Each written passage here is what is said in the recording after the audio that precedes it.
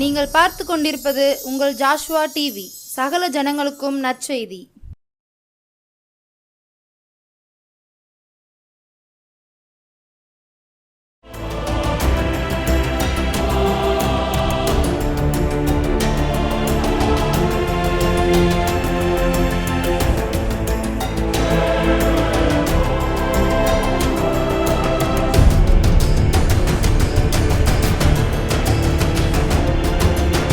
கர்த்தராகிய இயேசு கிறிஸ்துவின் நாமத்தினாலும் ஜாஸ்வா டிவி மூலமாகவும் இந்த மாலை வேளையில் உங்கள் வீடுகளில் உங்களை சந்திப்பதிலே நான் மிக்க மகிழ்ச்சி அடைகிறேன். ஆமென். ஹல்லேலூயா, ஹல்லேலூயா. டிசம்பர் மாதம் 3வது வாரத்துக்குள்ளே நாம் கடந்து வந்து விட்டோம். அடுத்த வாரத்தில் இதே நாளில் கிறிஸ்மஸ் பண்டிகையை கொண்டாடுகிற ஒரு காலத்திற்குள்ளாய் வந்திருக்கிறோம். எங்களுடைய வாழ்க்கையில் இன்னும் இந்த தீங்கு நீங்கவில்லை, இன்னும் நான் இந்த இடத்திலிருந்து மீட்கப்படவில்லை என்று சொல்லுகிறீங்களா?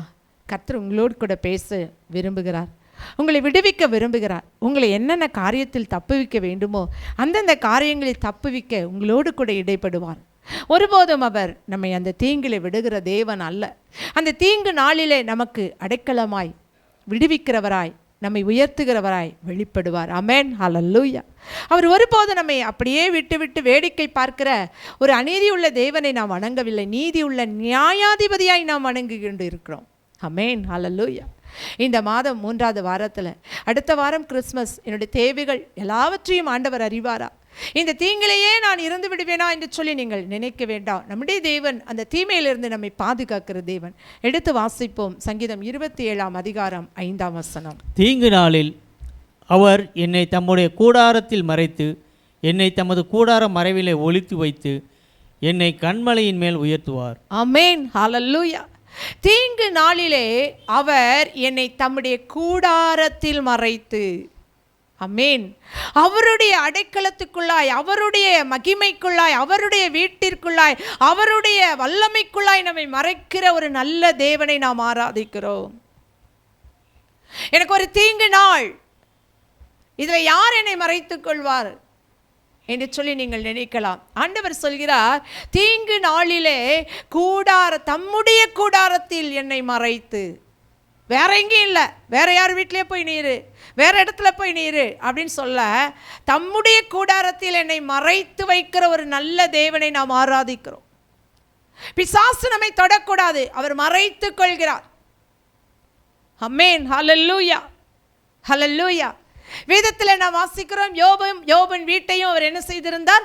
வேலி அடைத்து வைத்திருந்தார். கர்த்தரை ஆராதிக்கிற ஒவ்வொருவரையும் அவர் அக்கினி மதிலாய் பாதுகாக்கிறார், வேலி அடைக்கிறார். நீ அடைக்கப்பட்ட தோட்டமும் முத்திரிக்கப்பட்ட கிணறுமாய் இருக்கிறாய் என்று ஆண்டவர் சொல்கிறார். நாம் அடைக்கப்பட்ட தோட்டங்கள், நம்மை மறைக்கிற தேவனை நாம் ஆராதிக்கிறோம். அப்படியே விட்டு சொல்கிற ஒரு தெய்வத்தை அல்ல, நம்மை மறைத்து பாதுகாக்கிற நல்ல தேவனை நாம் ஆராதிக்கிறோம். ஆமென், ஹல்லேலூயா, ஹல்லேலூயா. தீமை வரும்போது ஐயோ அவன் தீங்கு அனுபவிக்கட்டும் என்று சொல்லி விடுகிற தேவன் அல்ல. தீங்கு நாளில் தம்முடைய கூடார மறைவிலை நம்மை மறைத்து, அந்த கூடார மறைவிலை நம்மை ஒளித்து வைக்கிறாராம். அப்படின்னா அந்த இடத்துல ஒரு தாய் தகப்பனை போல நம்முடைய ஆண்டவர் செயல்படுகிறார். நம்ம பிள்ளைங்கள்லாம் என்ன செய்வாங்கன்னா, ஏதாவது பயந்தோன்னா பெற்றோராகிய நம்மிடத்துல மறைந்து கொள்வார்கள், நமக்கு பின்னாக ஒளிந்து கொள்வார்கள்.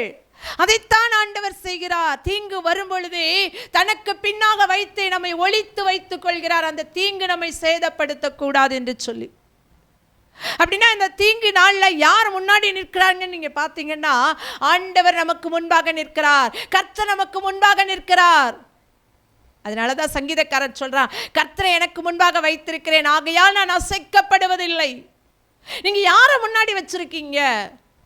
தீங்கு இருக்கும் போது யாரை முன்பாக வைத்திருக்கிறோம்? எனக்கு இந்த தீங்கு இருக்கிறது, இன்றைக்கு தீமை இருக்கிறது, இதுக்கு நான் யாரை முன்னாடி வச்சிருக்கிறேன்? பல பேர் பலரை முன்பு வைத்திருப்பார்கள். சிலர் இந்த உலகத்தில் இருக்கிற பெரிய பெரிய ஆட்களை முன்பாக வைத்திருப்பார்கள், சிலர் மந்திரவாதிகளை முன்பாக வைத்திருப்பார்கள், சிலர் குறி சொல்வர்களை முன்பாக வைத்திருப்பார்கள். அங்கே போய் கேட்டால் நல்லா இருக்கும், இங்கே போய் கேட்டால் நல்லா இருக்கும். இதையெல்லாம் விட இந்த தீங்கு வரும் பொழுது எனக்கு முன்பாக நான் கர்த்தரை வைத்திருக்கிறேனா? அந்த கர்த்தரை நாம் வைத்துக் கொள்ளும் பொழுது அவர் என்ன செய்கிறாரா, கன்மலையின் மேல் நம்மை உயர்த்துகிற ஒரு நல்ல தேவனாய் அவர் இருக்கிறாராம். ஆமென், ஹல்லேலூயா. அவர் ஒளித்து வைக்கிறார். ஒரு தாய் தன் பிள்ளையை சேதப்படுத்த யாராவது வருவது ஒளித்து வைத்துக் கொள்வது போல ஒளித்து வைக்கிறார். நீங்க நல்லா பார்த்தீங்கன்னா கோழி என்ன செய்யும்னா, அந்த கள்ளப்பராந்து வந்து அந்த குஞ்சுகளை எடுத்து விடுமா, இல்லை காக்கை வந்து எடுத்து விடுமா என்று சொல்லி சூழ்கிற நேரத்தில் இந்த காக்காவும் இந்த கள்ளப்பராந்து சூழ்கிற வேளையில தன்னுடைய சட்டைகளுக்குள்ள அந்த குஞ்சுகளை மறைத்து வைக்கும். அதைத்தான் ஆண்டவர் செய்கிறார். கோழி தன் குஞ்சுகளை பாதுகாப்பது போல கர்த்தர் நம்மை பாதுகாக்கிறார். நம்மை ஒளித்து மறைத்து வைக்கிற ஒரு நல்ல தேவனை நாம் ஆராதிக்கிறோம். ஆனால் இன்னைக்கு நாம் என்ன நினைக்கிறோம் தெரியுமா? நம்மளை அப்படியே ஆண்டவர் விட்டுட்டார். தீங்கு நம்ம வாழ்க்கையில் வரும் பொழுது அப்படியே விட்டுட்டு அவர் வேடிக்கை பார்க்கிறார் என்று சொல்லி நினைக்கிறோம். இல்லவே இல்லை. ஒளித்து மறைத்து வைக்கிறார், அப்புறம் ஒளித்து வைக்கிறார். அதோடு விடுகிற தேவனை அல்ல. அதற்கு பிற்பாடு அவர் என்ன செய்கிறார்னா, கன்மலையின் மேல் நம்மை உயர்த்துகிறார். ஆமென், ஹல்லேலூயா, ஹல்லேலூயா, ஹல்லேலூயா. நம்ம வாழ்க்கையில் தீமை வரும்போது நம்ம கர்த்தர் உயர்த்த போகிறார். இந்த தீங்கு நாள் எனக்கு நன்மைக்கு ஏதுவான ஒரு நாளுக்கு நேராய் நடத்துகிறது என்று சொல்லி நாம் சந்தோஷமாய் அந்த நாட்களை கடப்போம். எப்படி கடக்க வேண்டும்? ஆண்டவரே, இந்த தீமையை கடந்து போக எனக்கு பலன் தாரும். ஆமென், ஹல்லேலூயா. சரி, அடுத்ததாக எடுத்து வாசிப்போம். சங்கீதம் 41:1. சிறுமைப்பட்டவன் மேல் சிந்தையுள்ளவன் பாக்கியவான், தீங்கு நாளில் கர்த்தர் அவனை விடுவிப்பார். ஆமென், ஹல்லேலூயா. யாரை கர்த்தர் விடுவிப்பார் தீங்கு நாள்னு பார்த்தீங்கன்னா, சிறுமைப்பட்டவன் மேல், தன்னை விட கீழான நிலைமையில ஒன்றுமே செய்ய முடியாதவங்கள மேலே சிந்தையாக இருக்கிறோம் பார்த்தீங்களா, அவங்கள கெடுக்கணும்னு நினைக்கல பார்த்தீங்களா, அந்த சிந்தை உள்ளவர்களை கர்த்தர் என்ன செய்வாரா, தீங்கு நாளில் விடுவிப்பாரா. ஆமென், ஹல்லேலூயா.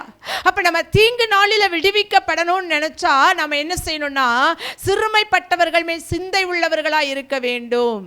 சிறுமைப்பட்டவர்களுக்கு கர்த்தருடைய வார்த்தையை சொல்ல வேண்டும். இன்னும் ஒரு ராஜ்யம் இருக்கிறதே, அந்த ராஜ்யத்துக்கு நேராய் நம்மை நடத்துவதற்கு இயேசுவால் தான் முடியும் என்று சொல்லி அந்த சிறுமைப்பட்டவர்களுக்கு இந்த நாட்களிலே கர்த்தருடைய வார்த்தையை சொல்ல வேண்டும், சுவிசேஷத்தை சொல்ல வேண்டும். சிந்தை உள்ளவர்களாய் இருக்க வேண்டும். நாம் பெற்ற இந்த சந்தோஷம், நாம் பெற்ற இந்த இயேசு கிறிஸ்துவை அவர்களுக்கு நாம் அறிவிக்கிறவர்களாய் இருக்க வேண்டும். ஒரு மதத்தை அல்ல, தேவனுடைய வார்த்தையை சொல்லி அவர்களை விடுவிக்கிறவர்களாய் நாம் காணப்பட வேண்டும். நம்முடைய அன்பு, தேவனுடைய அன்பு அவர்களுக்கு பகிர்ந்தளிக்கப்பட வேண்டும். அவர்கள் மேல் சிந்தை உள்ளவர்களாய் இருக்க வேண்டும். எத்தனையோ பேர் தேவனுடைய அன்பு இல்லாமல், இந்த உலகத்தில் தேவ அன்பு இல்லாமல் எத்தனையோ பேர் பார்த்தீங்கன்னா மன உளைச்சலுக்குள்ளாக இருக்கிறாங்க. ஏதோ ஒரு விதத்தில் மன உளைச்சல் இருக்கிறாங்க. அவங்க கிட்ட போய் அன்பாய் பேசி ஆண்டவர் அன்பாய் இருக்கிறார் என்று சொல்வதுதான் இந்த நாட்களில் நாம் செய்ய வேண்டிய கடமை.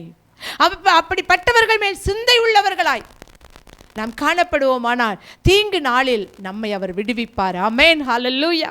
அப்ப தீங்கு நாளில் நாம் விடுவிக்கப்பட வேண்டுமானால் சிறுமைப்பட்டவர்கள் மேல் சிந்தை உள்ளவர்களாய் இருக்க வேண்டும். அடுத்ததாக வாசிப்போம் எரேமியா 17:17. நீர் எனக்கு பயங்கரமாய் இராதேயும், தீங்கு நாளில் நீரே என் அடைக்கலம். ஆமென், ஹல்லேலூயா, ஹல்லேலூயா. அவர் நமக்கு பயங்கரமாக இராதபடிக்கு தீங்கு நாளில் யார் அடைக்கலம்? கர்த்தர் தான் நமக்கு அடைக்கலம். நான் அப்பவே சொன்னேன், தீங்கு நாளில் நம்ம அங்கங்கே ஓடக்கூடாது. ஆண்டவருடைய சமூகத்தில் நீர்தான் என் அடைக்கலம், நான் வந்தடையத்தக்க கன்மலை நீர் ஒருவர் மாத்திரம்தான், நான் எங்கேயுமே போக மாட்டேன். அப்படின்னா நம்ம என்ன செய்யணும்னா, நமக்கு ஒரு தீங்கு வரும் பொழுது ஆண்டவருடைய சமூகத்தில் அமர்ந்திருந்து ஜெபிக்கிறவர்களாய் காணப்பட வேண்டும். நீங்கள் அமர்ந்திருந்து நானே தேவன் என்று அறிந்து கொள்ளுங்கள், ஜாதிகளுக்குள்ளே உயர்ந்திருப்பேன், பூமியிலே உயர்ந்திருப்பேன் என்று சொன்ன தேவன் நம்மோடு கூட இருக்கிறார். என்னை நோக்கி கூப்பிடு, அப்பொழுது நான் உனக்கு மறு உத்தரவு அருளிச்சது, நீ அறியாத உனக்கு எட்டாதமான பெரிய காரியங்களை அறிவிப்பேன்னு சொன்னார் பார்த்தீங்களா. அவரிடத்துல நம்ம அடைக்கலமாக வந்துடணும். இன்னைக்கு அடைக்கலம் தேடி நம்ம எங்கே போகிறோம்? ஒரு தீமை வரும் பொழுது அடைக்கலம் தேடி எங்கெங்கெல்லாம் சொல்கிறோம். நம்மை விட எவ்வளோ பெரிய மனிதர்கள், ஒருவேளை அவர்கள் பேசினால் அவர்கள் கேட்பார்கள் என்று சொல்லி யாரையோ சந்திக்கிறோமே தவிர நம்முடைய அடைக்கலம் நம்முடைய ஆண்டவர் என்று சொல்லி நாம் அந்த இடத்துல வருவது கிடையாது. யாரெல்லாம் அவரை அடைக்கலம் என்று சொல்லி வருகிறோமோ அவர்களுக்கெல்லாம் நிச்சயமாய் கர்த்தர் விடுதலையை கொடுப்பார். ஆமென், ஹல்லேலூயா. அவர் பயங்கர பராக்கிரமசாலி. ஹல்லேலூயா. வேதத்தில் அந்த இஸ்ரவேல் தேசத்தை ஆண்ட ராஜாக்களை நீங்கள் பார்ப்பீர்களானால் யுத்தம் வரும் பொழுது அவர்கள் சாஷ்டாங்கமாய் கர்த்தருடைய அடைக்கலத்துக்குள்ளே வருவதை நான் பார்க்கிறோம். ஹல்லேலூயா. அவருடைய உயர்ந்த அடைக்கலத்தில், அவருடைய உயர்வுக்குள்ளாய், அவருடைய மகிமைக்குள்ளாய், அவருடைய பிரசன்னத்துக்குள்ளாய் யாரெல்லாம் வருகிறோமோ அவர்கள் எல்லாம் விடுவிக்கப்படுவோம். ஹல்லேலூயா, ஹல்லேலூயா. அடுத்ததாக வாசிப்போம் சங்கீதம் 31:20. மனுஷருடைய அகங்காரத்திற்கு அவர்களை உமது சமூகத்தின் மறைவிலே மறைத்து, நாவுகளின் சண்டைக்கு அவர்களை விலக்கி, உமது கூடாரத்திலே ஒளித்து வைத்து காப்பாற்றுகிறீர். ஆமேன். கூடாரத்தில் எப்போ ஒளித்து வைக்கிறான்னா, மனுஷனுடைய அகங்காரத்துக்கு நம்மை தப்பு வைக்கிற நம்முடைய தேவன் மறைத்து வைக்கிறானா மனுஷனுடைய அகங்காரத்துக்கு. அடுத்ததாக பார்த்தீங்கன்னா மனுஷனுடைய சண்டைக்கு நம்மை விலக்கி காக்கிறாராம். ஹல்லேலூயா. இன்னைக்கு நீங்கள் சொல்லலாம், நான் சும்மா தான் இருந்தேங்க, ஒரு வார்த்தை கூட பேசலாம், ஆனால் என்னை வம்பு கிழுத்து என்ன செய்கிறாங்க, என் கூட சண்டை போடுறாங்க. இப்படிப்பட்ட சண்டை வரும் பொழுதெல்லாம் அவருடைய கூடார மறைவிலே நம்மை ஒளித்து வைக்கிற தேவன் நம்மோடு கூட இருக்கிறார். அவர் நம்மை வல்லடிக்கு தப்புவிக்கிற தேவன். ஹல்லேலூயா. மனுஷனுடைய நாவின் சண்டைக்கு நம்மை ஒளித்து வைத்து பாதுகாக்கிற தேவனை நாம் ஆராதிக்கிறோம். ஹல்லேலூயா, ஹல்லேலூயா. எத்தனையோ முறை பார்த்தீங்கன்னா எங்கள் பக்கத்து வீட்டில் அப்பா அம்மா வீட்டு பக்கத்தில் இருந்தவர் எங்களை எப்படியாவது வம்புக்கு இழுக்க வேண்டும். ஒரே ஒரு காரணம், இயேசு கிறிஸ்துவுக்குள்ளாய் வந்தது தான். அவருக்கு செய்கிற காரியங்கள் பலிக்கலை. அதனால் அவர் என்ன செய்தார்னா, எங்களை எந்த சூழ்நிலையிலும் எப்படி வம்புக்கு இழுக்கலாம், எப்படி சண்டை பண்ணலாம் அப்படின்னு சொல்லி ஒவ்வொரு தருணமாய் செய்வார். நான் சொல்லுவேன், சில நேரங்களில் எச்சில் தண்ணியை கொண்டு வந்து அப்படியே எங்கள் மேலே ஊற்றிடுவாங்க. ஏன்னா 2 பக்கமும் சுவர் கிடையாது, ஆனால் அதையும் நாங்கள் சந்தோஷமாக ஏற்றுக்கொள்வோம். சில வேளையில் மண்ணை வாரி கொட்டுவாங்க. இதெல்லாம் அந்த ஏரியாவில் உள்ளவங்க எல்லாருக்கும் தெரியும். ஆனால் அதையும் நாங்கள் சந்தோஷமாக ஏற்றுக்கொள்வோம், சிரித்துக்கொள்வோம். ஆனால் தேவன் எங்களை மறைத்து, அவங்க சண்டைகளுக்கெல்லாம் மறைத்து, தீங்கு நாளில் அதையெல்லாம் மறைத்து ஒரு நாள் வந்தது, ஒரு விசாலமான ஆசீர்வாதத்தை எங்களுக்கு கட்டளையிட்டார். ஆமென், ஹல்லேலூயா. இன்னைக்கு உங்களுக்கு பக்கத்தில் இருக்கிறவங்க, இன்னைக்கு உங்கள் கூட பிறந்தவங்க, உங்கள் உறவுகள் உங்களோடு கூட சண்டை பண்ண நினைக்கிறாங்களா? தீங்கு நாளில் நம்மை ஒளித்து மறைத்து வைக்கிற தேவ கரத்திலே நம்மை ஒப்பு கொடுப்போம். நாம் வாக்குவாதம் பண்ணாமல் கர்த்தர் நமக்காக யுத்தம் பண்ணுவார் என்று சொல்லி அவருடைய சமூகத்தில் நீங்கள் உங்களை ஒப்பு கொடுப்பீங்கன்னா, ஆண்டவர் மறைத்து ஒளித்து வைக்கிற தேவன் நம்மை உயர்த்துகிற தேவனாக இருக்கிறார். ஹல்லேலூயா. தேவன் ஒருபோது நம்மை கைவிட மாட்டார். அடுத்ததாக வாசிப்போ ஏசாயா 49:2. அவர் என் வாயை கூர்மையான பட்டயமாக்கி தமது கரத்தின் நிழலினால் என்னை மறைத்து. ஆமேன். போதும். அவர் நம்முடைய வாயை கூர்மையான பட்டயமாக்கி, இப்போதான் நான் சொன்னேன் சண்டைக்கு விளக்குவார்னு சொல்லி, இப்போ கூர்மையான பட்டயமாக்குறாரு. அப்படின்னா என்ன செய்யணும்? வாய்க்கு வந்ததை பேசி சண்டையை பெருசாக்கணும்னு ஆண்டவர் சொல்லலை. இந்த கூர்மையான பட்டயமாக்குறத, பட்டயம் என்று சொன்னாலே வேத வசனம். ஆமென், ஹல்லேலூயா. இந்த வேத வசனத்தை பிடிச்சுக்கிட்டு நாம் ஜெபிக்க ஆரம்பிக்கணும். ஹல்லேலூயா, ஹல்லேலூயா. இதை நம்ம கற்றுக்கொள்ள வேண்டும். நிறைய பேருக்கு இது தெரியாது. என்ன செய்வாங்கன்னா, அவங்க பேசுகிறாங்கள, நான் 2 வார்த்தையாவது என்ன செய்யணும், நான் கேட்கணும். என் கணவர் அடிக்கடி சொல்லுவாங்க, அவங்க அவ்வளோ பேசுனாங்களேம்மா, அந்த இடத்துல வச்சு நீ ஒரு வார்த்தை திருப்பி ஒரு வார்த்தை கேட்டிருந்தேன்னா அவங்க திரும்ப என்ன செய்ய மாட்டாங்க, ஒன்றை பேச மாட்டாங்க அப்படிம்பாங்க. நான் வீட்டில் வந்து அப்போ இப்படி பேசுகிறாங்க அப்படின்னு சொல்லி சில நேரங்களில் புலம்புவேன். அப்போ அவங்க சொல்லுவாங்க, நீ திருப்பி ஏன் கேட்காம இருந்த, அங்கே வாயை மூடிட்டு வந்துட்ட அப்படிம்பாங்க. நான் அவங்கள்ட்ட ஆறுதலுக்காக புலம்புவேன். ஆனால் அப்படி சொல்லுவாங்க. அப்போ நினைப்பேன், ஆண்டவரே நான் உங்ககிட்ட சொல்லியிருக்கணும், அவங்கக்கிட்ட சொன்னது தப்பு தான். ஏன்னா நம்முடைய வாயை எதற்கு கூர்மையாக்குறாருன்னா, கர்த்தருடைய வார்த்தையை சொல்வதற்கு. கர்த்தருடைய வார்த்தை நம்ம வாயை நிரப்பணும். அப்படி நம்ம நிரப்பும் பொழுது அவருடைய கரத்தின் நிழலினால் நம்மை மறைக்கிறார். ஹல்லேலூயா, ஹல்லேலூயா. இந்த உலகத்தில் எல்லா கரங்களும் நம்மை மறைத்துக்கொள்ளுன்னு சொல்லி நம்ம நம்பி ஏமாந்தோம்ல. என் உறவுகளெல்லாம் என்னை பாதுகாத்துக்குவாங்க, அவங்களாம் என்னை உயர்த்துவாங்க, அவங்க உயர்ந்த நிலைமைக்கு போகும்போது என்னை மறக்க மாட்டாங்கன்னு சொல்லி நம்ம நம்பணும்ல. ஆனால் ஆண்டவர் அவங்கெல்லாம் கைவிட்டுட்டு போகும்போது, என் கரத்தின் நிழல்ல வாமா, நான் உன்னை உயர்த்துவேன் உயர்த்துறார் பாருங்க. அதுதாங்க இந்த உலகத்தில் கிடைத்த உயர்வு. ஆமென், ஹல்லேலூயா, ஹல்லேலூயா. என்னோட பிறந்தவர்களும் சரி, என் கணவரோடு பிறந்தவர்களும் சரி, நல்லவர்கள் தான். ஆனால் கர்த்தர் எங்களை உயர்த்துவதற்காக எங்களை தனியாய் பழக்கி வைத்தார். அவருடைய கரத்தின் நிழலில் மறைக்க வேண்டும் என்பதற்காக எங்கள் வாயை கூர்மையான பட்டயமாக்கினார். வேத வசனம் என்கிற பட்டயம் எங்கள் வாயை எப்போ நிரப்பிட்டோ அப்போ இருந்து நாங்கள் ஆசீர்வதிக்கப்பட்டோம். அந்த மறைவுக்குள்ளாய் வந்ததுனால நாங்கள் உயர்த்தப்படுவதை ஒவ்வொரு நாளும் காண்கிறோம். ஹல்லேலூயா, ஹல்லேலூயா. இன்னைக்கு நாம் அந்த மறைவுக்குள்ளே இருக்கிறோமா? கண்மலையின் அந்த மறைவுக்குள்ளே இருக்கிறோமா? அந்த கரத்தின் நிழலுக்குள்ளே இருக்கிறோமா அப்படின்னு நம்ம பரீட்சித்து பார்க்க வேண்டும். எப்போ ஒரு மனுஷன் கரத்தின் நிழலுக்குள்ளே இருப்பான்னா அவருக்கு அடங்கி இருக்கும்போது தான். ஹல்லேலூயா, ஹல்லேலூயா. கர்த்தருடைய பலத்தை கைக்குள் அடங்கி இருங்கள்னு ஆண்டவர் சொல்லியிருக்கிறார். ஏற்ற காலத்தில் உங்களை உயர்த்தும்படிக்கு ஒரு ஏற்ற காலம் உங்களுக்காக வைத்திருக்கிறார். அந்த ஏற்ற காலம் வரும் வரைக்கும் அவருடைய பலத்த கரத்துக்குள் எப்படி இருக்கணும்? நம்ம அடங்கி தான் இருக்கணும். ஆனால் இன்றைக்கி நாம் என்ன செய்யணும் தெரியுமா? எத்தனை காலம் இப்படியே இருக்கிறது? ஆண்டவரை நம்பி நம்பி நம்பி உட்கார்ந்து இருக்கிறது நல்லதா? நாம ஏதாவது செய்வோம் அப்படின்னு முயற்சி எடுக்கும்போது தவறான முடிவுகளை நாம் பார்க்கிறோம். கர்த்தர் நன்மையானதை தருவார். அந்த நன்மைக்காக நாம் காத்திருக்க வேண்டும். அவருடைய கரத்தின் நிழலினால் நம்மை மறைத்து நம்மை உயர்த்துகிற நல்ல தேவனை நாம் ஆராதிக்கிறோம். அடுத்ததாக வாசிப்போம். யாக்கோபு 4:10. கர்த்தருக்கு முன்பாக தாழ்மைப்படுங்கள், அப்பொழுது அவர் உங்களை உயர்த்துவார். ஹல்லேலூயா, ஹல்லேலூயா. இன்னைக்கு உலகத்தில் நம்ம நிறைய இடங்கள்ல தாழ்மைப்படுகிறோம். நம்மை நாமே தாழ்த்தி கொள்கிறோம். ஐயோ நான் இப்படி இருக்கிறேனே, ஐயோ என் இடத்துல ஒன்றும் இல்லையே, என்கிட்ட பணம் இல்லை, நான் நினைக்கிற மாதிரி எனக்கு வீடு இல்லை, நான் நினைக்கிற மாதிரி வசதி இல்லை, நான் நினைக்கிற மாதிரி எனக்கு கார் இல்லை, 2 வீலர் இல்லை, எதுவும் இல்லை, அதனால் நான் தாழ்மையாக இருக்கிறேன் அப்படின்னு நீங்கள் சொல்கிறீங்களா? அது தாழ்மை அல்ல. கர்த்தருக்கு முன்பாக மனதளவில் ஆண்டவரே நீங்கள் இல்லாமல் நான் ஒன்றும் இல்லைப்பா, நீங்கள் இல்லாமல் நான் வாழவே முடியாதுப்பா, உங்கள் கிருபை தான்ப்பா என்னை உயர்த்திட்டே போகுது, உங்கள் கிருபை இல்லாமல் என்னால் வாழ முடியாதுன்னு சொல்லி ஆவி ஆத்மா சரீரம் முழுவதையும் ஆண்டவர் சமூகத்தில் தாழ்த்துறோம் பாருங்க. அந்த தாழ்த்துதல் என்ன செய்யுமா? நம்மை உயர்த்தும். தன்னைத்தான் தாழ்த்துகிறவன் உயர்த்தப்படுவான். பெருமை உள்ளவனுக்கு கர்த்தர் எதிர்த்து நிற்கிறார். ஹல்லேலூயா, ஹல்லேலூயா.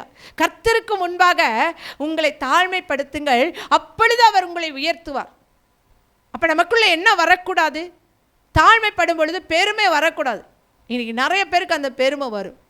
நான் நல்லா படிக்கிறேன், நான் நல்லா வேலை பார்க்குறேன், நிறைய சம்பாதிக்கிறேன், எனக்கு வீடு இருக்குது, வாசல் இருக்குது, எல்லாமே இருக்குது, எனக்கு எவ்வளோ ஆஸ்தி இருக்குது தெரியுமா, எனக்கு எவ்வளோ அந்தஸ்து இருக்குது தெரியுமா, எனக்கு எவ்வளோ அழகு இருக்குது தெரியுமா, நான் எவ்வளோ பேச்சு திறமை உள்ளவர்கள் தெரியுமா? என்கிட்ட நிறைய பேர் சொல்லுவாங்க, எப்படி இவ்வளோ தைரியமாக பேசுகிறீங்க, எப்படி இப்படிலாம் நடக்கிறீங்க, எப்படி இவ்வளோதான். நான் அப்போ நினைப்பேன், நான் ஒன்றுமே இல்லாண்டவரே, ஒன்றுமே இல்லாண்டவரே, ஆகாதுன்னு தள்ளப்பட்ட ஒரு கல்லாக இருந்தேன் ஆண்டவரே, நீங்கள் என் வாழ்க்கையில் வந்ததுனால இந்த உயர்வை எனக்கு கொடுத்தீங்க. ஆமென், ஹல்லேலூயா.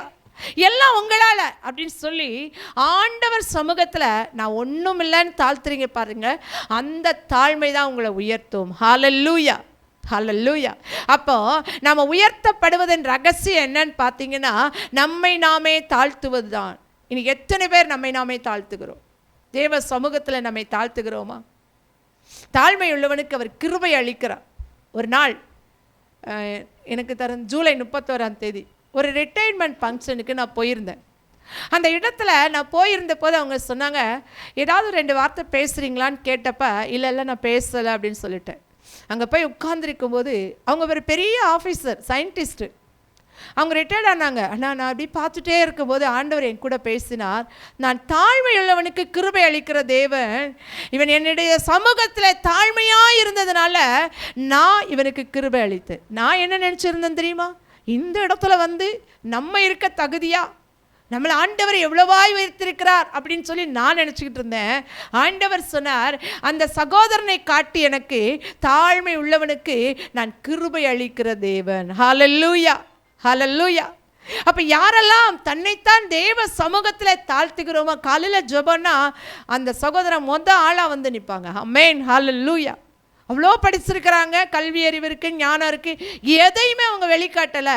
கர்த்தருடைய சமூகத்தை மாத்திரம் எவ்வளோ வசதி இருக்கோ அது எதையுமே காட்டாதபடி கர்த்தருடைய சமூகத்தில் தன்னை தாழ்த்தினதுனால ஆண்டவர் கிருபை அளிக்கிறவராய் அவர்களுடைய வாழ்க்கையில் இருக்கிறார். இன்னைக்கு யாரெல்லாம் தேவ சமூகத்தில் உங்களை தாழ்த்துறீங்களோ, மனுஷருக்கு முன்னாடி ஒரு நாள் உங்களை தாழ்த்தாதீங்க. கர்த்தருக்கு முன்பாய் உங்களை தாழ்த்தும் பொழுது அவர் நம்மை உயர்த்துவார். அவருடைய உயர்வுக்காக தீங்கு நாளில் நம்மை மறைத்து வைக்கிற தேவனுடைய கரத்தில் நம்மை ஒப்பு கொடுத்து கண்மலையின் மேல் உயர்த்துகிற அவருடைய கரத்தில் நம்மை அர்ப்பணிப்போமா? ஹல்லேலூயா. ஆண்டவரே, உம்முடைய சமூகத்தில் ஒப்பு கொடுக்கிறோப்பா. இந்த நாளிலும் கூட யாரெல்லாம் ஆண்டவரே தீங்கு நாளுக்குள்ளாய் நாங்கள் இருக்கிறோம் என்று சொல்லி கண்ணீர் விடுகிறார்களோ அவர்களை மறைத்து உம்முடைய கூடாரத்தில் ஒளித்து வைத்து கண்மலையின் மேல் உயர்த்த நாங்கள் ஒப்பு கொடுக்கிறோம். எந்த அளவுக்கு அவர்கள் பாடுகள் பட்டாரோ, எந்த அளவுக்கு தீமையை அனுபவித்தார்களோ அதை விட பல மடங்கு அவர்களை ஆசீர்வதிப்பீராக. இந்த வருடத்தின் கடைசி மாதத்தில் 3வது வாரத்தில் நிற்கிற உடைய பிள்ளைகளை நீர் ஆசீர்வதித்து பெருக பண்ணுவீராக. இந்த வருடம் முடிவதற்குள்ளாய் இவர்களுக்கு இருக்கிற எல்லா தீமைக்கு பதிலாய் நீர் நன்மையை சரி கட்டுவீராக என்று நாங்கள் ஜெபிக்கிறோம். உடைய கரத்தில் ஒப்புக் கொடுக்கிறோம். பாதுகாத்துக்கொள்ளும். உடைய கரத்தின் நிழலினால் மூடிக்கொள்ளும்.